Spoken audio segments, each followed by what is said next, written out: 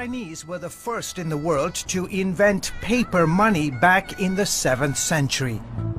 Now, more than 1400 years later, China is again on the cusp of creating a new form of government currency that some say could pose a serious economic threat to America and the West. China is about to launch one of the most revolutionary financial projects in the world. They're not cryptocurrencies.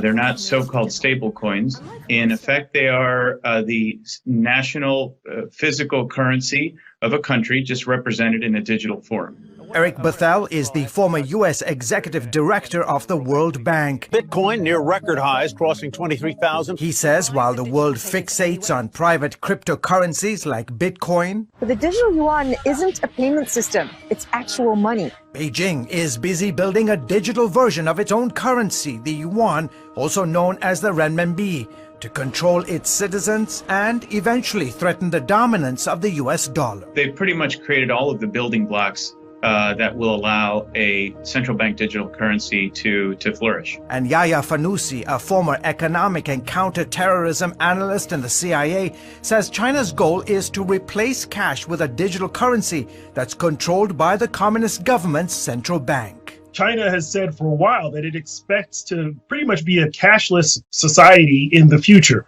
So the idea is that cash notes, coins will no longer be around, and that people will be using digital currency that's going to be in their wallets. That digital currency will also be issued by the government bank, allowing what Congressman Michael McCaul, the top Republican on the House Foreign Affairs Committee, says is unprecedented access to people's financial transactions. This will give them data on behavior, on how they spend. And giving Beijing the power to track that spending in real time. There will be a point where the People's Bank of China is going to be able to peer inside of every single transaction that everyone does 24 hours a day, 7 days a week. Which means if you are a human rights activist or a Christian, authorities can now use this new technology to punish you if you engage in activities they consider anti-government. This technological ability is something that the government has never had before. It always had to go to companies to say, okay, cut off this person. Now, the Chinese government, I think, with sort of the proverbial flip of a switch, can make people fall in line by cutting off their access to money. Eventually, U.S. and other foreign companies doing business in China will be required to use the government's new digital currency payment system. There's a competitive issue. There are, I'd say, even cybersecurity issues, privacy issues. You're handing over your data to the Chinese Communist Party by participating in this digital currency system. The U.S. dollar is the world's dominant reserve currency. China's renminbi is number 8. Beijing's ambition is to eventually supplant the dollar's global dominance with the digital yuan. The big concern is internationally, especially for the U.S., is in the long term, this is an important step. This is what I would call a fintech, a financial technology development. And the issue is that China is thinking decades in advance. It's not thinking about the next 2 to 3 years, per se. In June, the communist government handed out more than $6 million worth of its digital currency to its citizens as part of a series of trials around the country.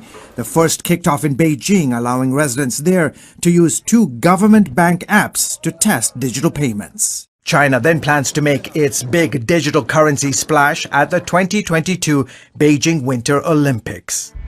Now that the world's largest authoritarian regime has launched this first-of-a-kind sovereign digital currency, some in the U.S., like Congressman Mike Waltz, worry Beijing will use this form of payment to also skirt economic sanctions. The Chinese government convinces countries like Burma, Iran, North Korea, and others to do business in that Chinese digital currency. It will also allow China and those countries to work around one of our most powerful tools, which is sanctions. Based on history, Waltz believes China is only too happy to share the technology with other rogue regimes that seek to enhance their own surveillance capabilities over their citizens. So that those other countries in Africa, the Middle East, and elsewhere can dominate their people in line with the Chinese version of government.